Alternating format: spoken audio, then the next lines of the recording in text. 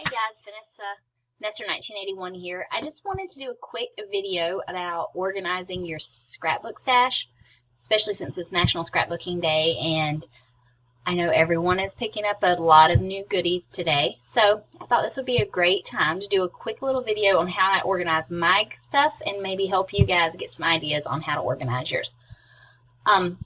So I'm starting out on AC/DC, the program I use to organize all of my scrapbooking stuff. You can see just a few things that I have downloaded onto my desktop, and I'm going to move those all into my hard drive, external hard drive, and tag those in just a little bit. But I'm going to start with just a quick template to give you an idea of exactly what I do. If you look over here on the right, you see a list of all of my different categories, how I kind of like to organize and tag everything. It's super simple once you get all your tags and categories typed out, and then it makes things really easy.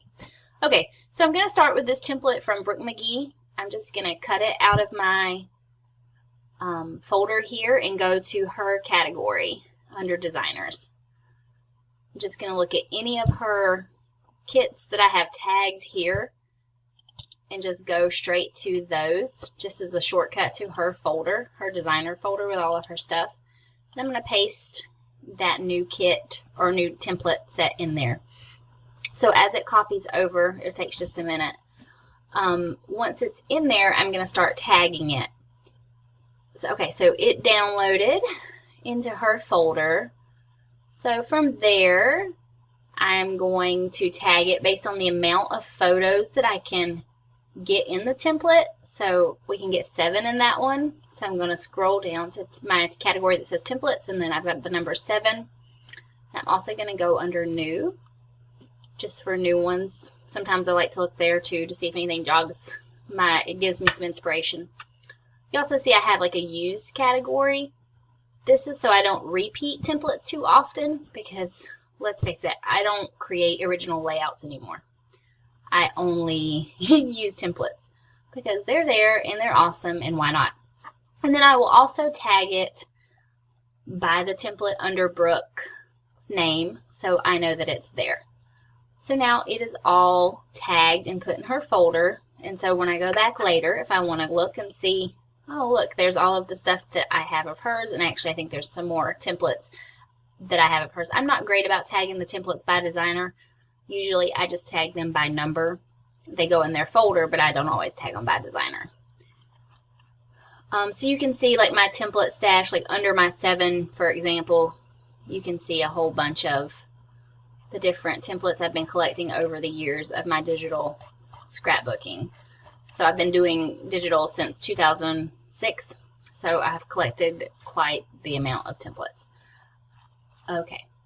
So now I'm going to go home, hit my home button, and go back to my pictures where I have another kit downloaded. I have Kristen's new Epic Views, one of her Epic Views kits from today that she just released. I'm going to go to her folder. Same thing. It takes a minute, and I'm going to go straight in just so I can quickly paste it in there. And as it copies over, I'm just going to talk quickly about some of the things on my right-hand side. I do a lot, mostly I organize by designer, and then I have a few extra categories, like I like to do by theme. I have a theme list, and I have holidays and seasons, and then I do alphabets, and I've started doing flowers and like greenery, but I don't do a lot of I know a lot of people like to go pink, or pink papers and things like that. That's just too much. I'm primarily a kit scrapper, so I don't get that in depth.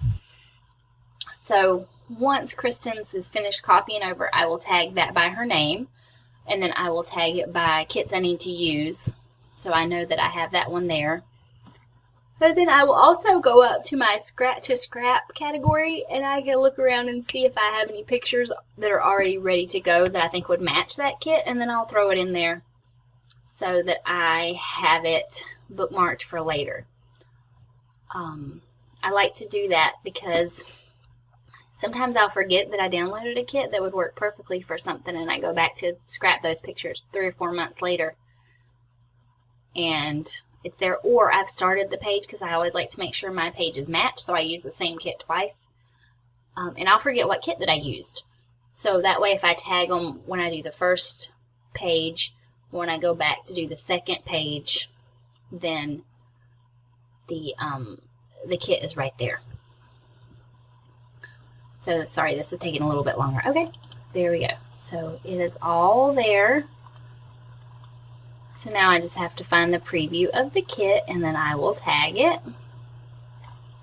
I think it is in the papers. So I'll go into the papers, and I'll just tag it really quickly under Kristen's name, and I will also put it under Kits to Scrap. And then I know we have some things from the summer. Actually, probably from April of last year, we went to Gatlinburg and Pigeon Forge, and I'm pretty sure we probably have some layouts from there, some days from there that it might work in. So I can quickly look and see that, yeah, it should work in there. So vacation day 3, and I'll take it and tag it in vacation day 3. So then my photos are there, and then I have the kits in there that I want to use for those photos, and I'm all set. And you can see, like, I have photos to scrap, and then I have them all here, and I kind of break them down. Like, I'm in the middle of scrapbooking Disney. I'm jumping ahead a lot, but like, I have fireworks for Disney, for example, and I've got my fireworks. I got the kit there I want to use. I have a template that I'm hoping to use, and then I have all the pictures. I may not use all of those pictures, but they're there. So you get the idea, and I hope this maybe helped you with a little bit of your organization for today.